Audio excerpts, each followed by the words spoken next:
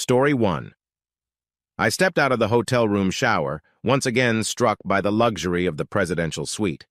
I'm not one to indulge my desires, but my recent good fortune, in the form of a huge annual bonus, had made up for the long hours I'd been working, which meant a weekend in the most expensive hotel room in town was necessary to revitalize my marriage.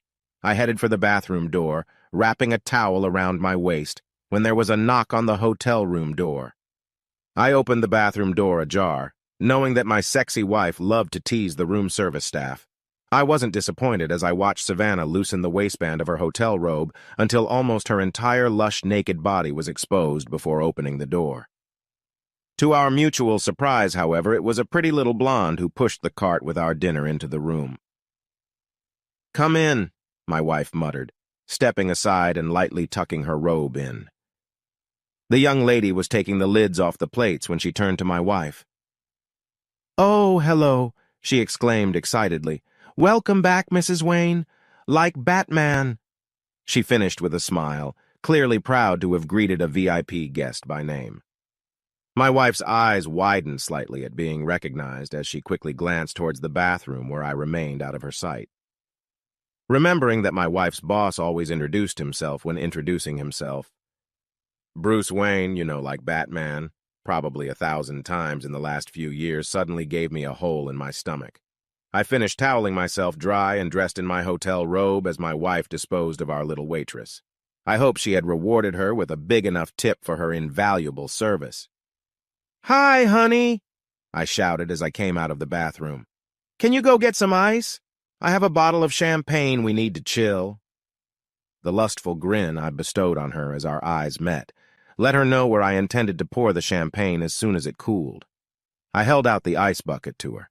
Savannah smiled and stretched like a cat, her body as gorgeous as the day we got married. As she stood up and headed barefoot toward the door, I yelled out, "Take off your robe." She was a latent exhibitionist, and assuming Savannah would accept the challenge, I wasn't surprised when she threw off her robe, showed me her tongue, and quickly rushed through the room door. The banging, pleading, and crying started about a minute later, and seemed to continue for a while as I quietly gathered all my clothes, and it was almost 10 minutes before I heard the door open before the visitor was stopped by the security chain. "I'm not ready for room service yet, thank you." I started to close the door when someone struggled to open it. "It's the hotel manager," came a desperate voice through the remaining gap. "What can I do for you?" I asked kindly through the ajar door. "Could you let your wife go back to your room, sir?" he asked sweetly. Apparently, he didn't like to scandalize the people who had booked the presidential suite. "My wife? I can assure you there is no one I would like to share my life with here in this hotel," was my honest answer. A loud cry of pain seemed to come from the hallway at my comment, as the manager turned to speak to Savannah. She seemed to have managed to get a towel somewhere, and dried tears adorned her pretty face. "Are you saying that's not your wife?" The manager tried again.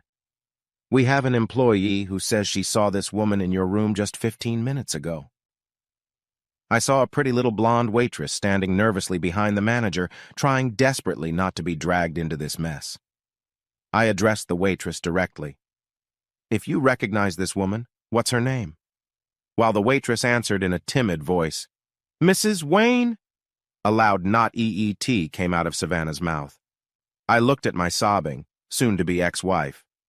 "I'm definitely not Wayne. My last name is Lyons. Maybe this woman is a prostitute who got lost. Now, if you'll excuse me, I have a busy day ahead of me." And with those words, I closed the door on my wife and marriage. Story 2.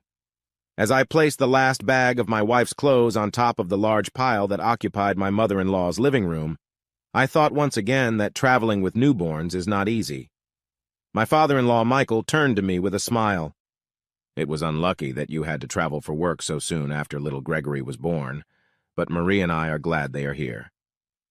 I smiled back at him briefly as my wife cautiously entered the room. It had only been 3 days since the C-section.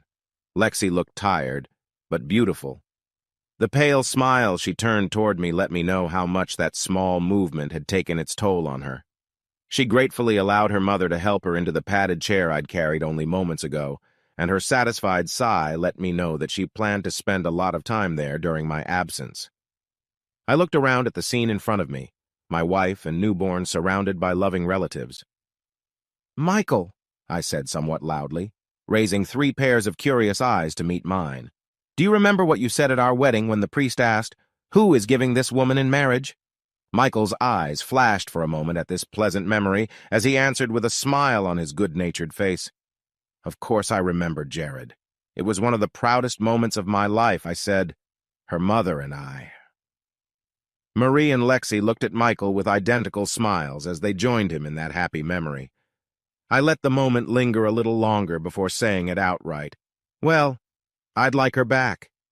All 3 smiles wavered for a moment before Michael and Marie burst into laughter.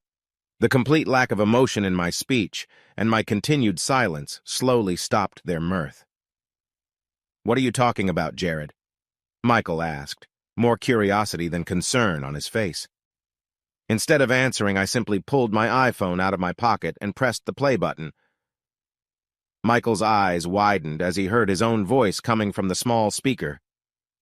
"Mrs. Frizzell said she saw you having dinner with Aaron Stender last night."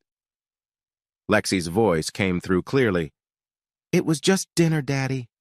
Married less than a month and you're dating a guy who almost ruined your life. You're out of your mind."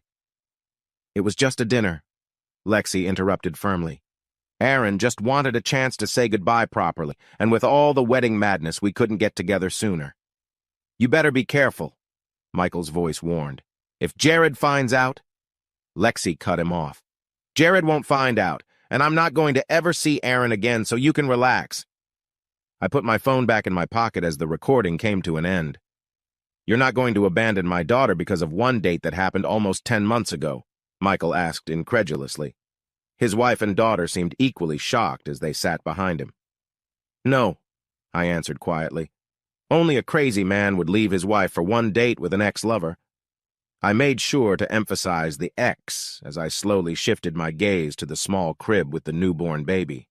2 pairs of eyes slowly followed mine, widening with growing horror as the realization of what I was saying finally came. As for my soon-to-be ex-wife, she covered her face with her hands, silent sobs shaking her entire body as the real reason for the sudden move-in with her parents came to her attention. I took another look back at the scene, finally letting the sadness I had been holding back overwhelm me. All my hopes and dreams were over before they even began. I turned toward the door. The rest of her belongings would arrive with the movers later today. Please understand that as far as I am concerned, our relationship and marriage is null and void. I have no desire to ever speak to your whore daughter again, and I would appreciate it if you could convince her to simply sign the divorce papers when they arrive. And with those words, I walked out the door to start all over again.